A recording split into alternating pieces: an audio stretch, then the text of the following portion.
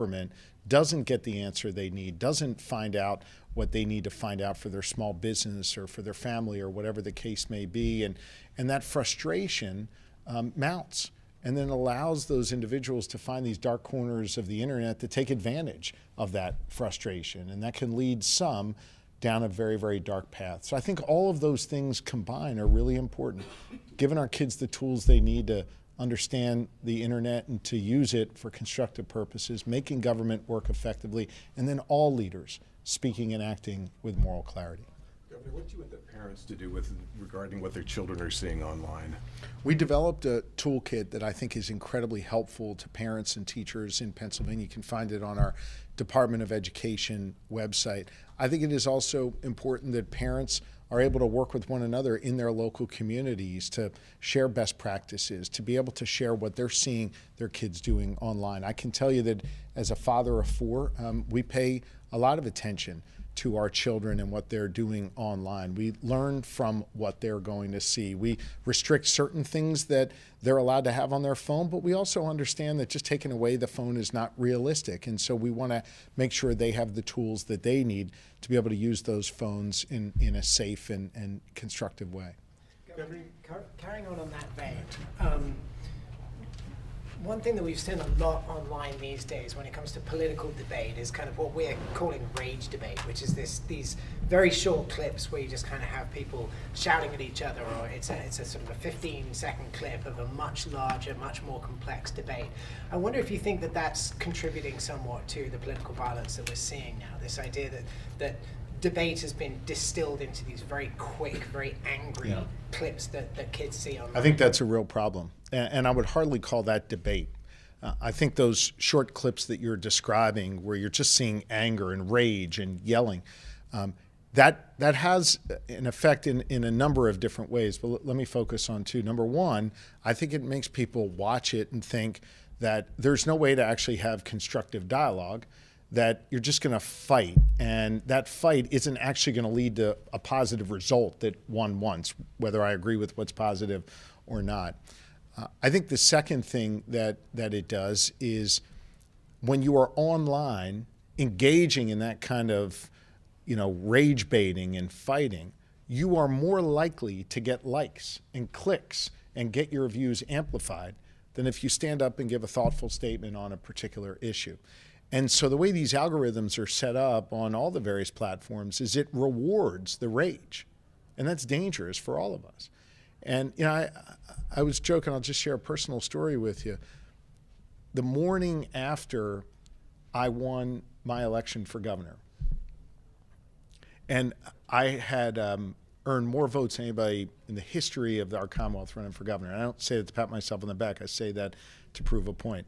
The next morning I was having breakfast with my family, and they thought it was funny to read all the mean tweets about their dad. Now, my kids keep me humble, but I did use it as a moment to share with our children that, just a few hours ago, Dad got more votes than anybody in the history of Pennsylvania. I'm going to be the 48th governor of our Commonwealth. And these people screaming and yelling online, this is not real. This doesn't reflect the reality in our communities.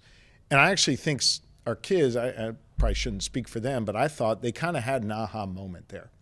And that's just one example of many where I think parents need to find ways to show their children that what is happening in our communities, what is happening in kind of real life, IRL, is way different than what is happening online and what is getting rewarded online with extra likes and extra amplification.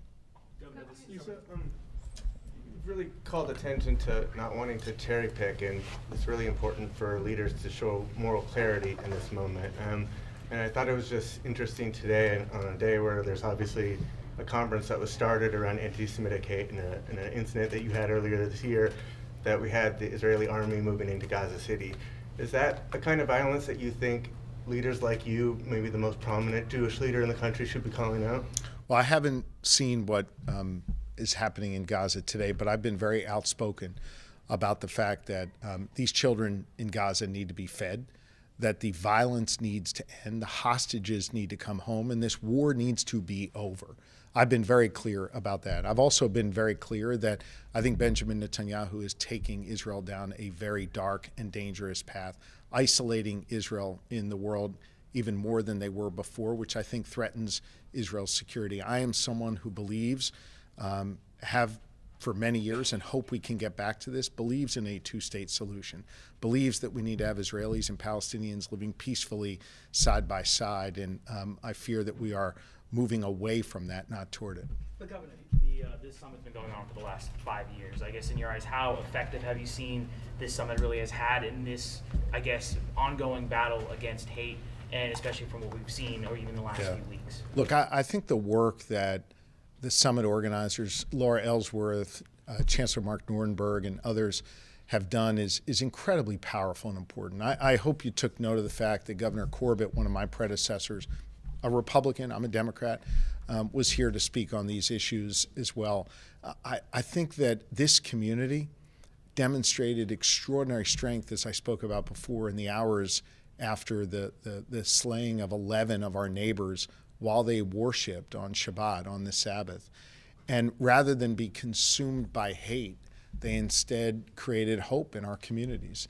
And they were resolved to make sure that that hope didn't just peter out, but that it continued on for years and years and years to come, and that episode, that dark episode in our lives became something that could create hopefulness and togetherness and feed on, I think, the goodness of the Squirrel Hill community, defined in part by one of its most famous residents ever, Mr. Rogers, who focused on positivity every day, certainly by the families that were directly impacted from those 11 who were killed and others who were injured. And I think what they've done here is just extremely important. And so I was honored when Laura and Governor Corbett asked me to be here today, and I appreciate the opportunity to speak with the audience. The FBI has shifted. Oh, God. How about you go, and then we'll go over here. Go ahead. Sure. The FBI and other Governor Corbett is here, so I appreciate it. The FBI and other agencies have shifted considerable resources toward immigration, including from counterterrorism. What do you make of those moves, and is there any indication that that shift had any effect on the investigation into the attack? I think that's a question for Kash Patel. It's not one that I'm in a position I can answer. Are you worried about the potential for, in the wake of the Charlie Kirk assassination, sort of the temperature becoming a little bit more heated, or what are your thoughts? I think what we need right now is calm. What we need is what Governor Corbett and Governor Wolf and Governor Ridge and Schweiker and Rendell and others demonstrated in just the days after the attack here in Pennsylvania. They all came together, and they didn't give any space for finger pointing or blame or giving a pass to any particular type of violence. They came together, they condemned it, and they brought down the temperature. We'll never know if that stopped a copycat person. We'll never know if it stopped other forms of violence, but we know that it was the right thing to do. What we're seeing now from the President of the United States and some of his allies is by cherry picking certain violence that is okay and certain violence that is not okay, that is making everyone less safe, and it's raising the temperatures instead of lowering the temperatures. This should be a moment where we should be able to stand together in universal condemnation. It should not be hard to stand up to some people who are celebrating the killing of Charlie Kirk and say that's wrong. And it should not be hard to stand up to people who are calling for vengeance and revenge in the wake of the killing of Charlie Kirk. That's not okay either. And I don't care if it's coming from the left or the right. We need to be universal in our condemnation. And the president has once again failed that leadership test, failed the morality test, and it makes us all less safe. You were just asked about Gaza, and I answered the question. Yeah, are you concerned though that linking answered that the with question. the Israeli Go ahead. community I makes the Jewish community less safe here? I answered the question. Go ahead. We have time for one more question. You say the government needs to work for people, and that will help decrease. I think that's one piece of it, yes. The budget's 2.5 months late. Is there a connection there between the government not meeting its demand of passing a budget for multiple years? Lawmakers need to show up and do their job. I introduced my budget about 250 days ago. They've been in session less than 30 days. Republican leaders in the House and Senate, the Democratic leaders in the House and Senate need to get together, need to narrow what are frankly pretty small differences at this point, and put forth a budget that can pass in the House and Senate and get to my desk, and I'll sign it, and we need to move forward. Okay? Thanks, everybody.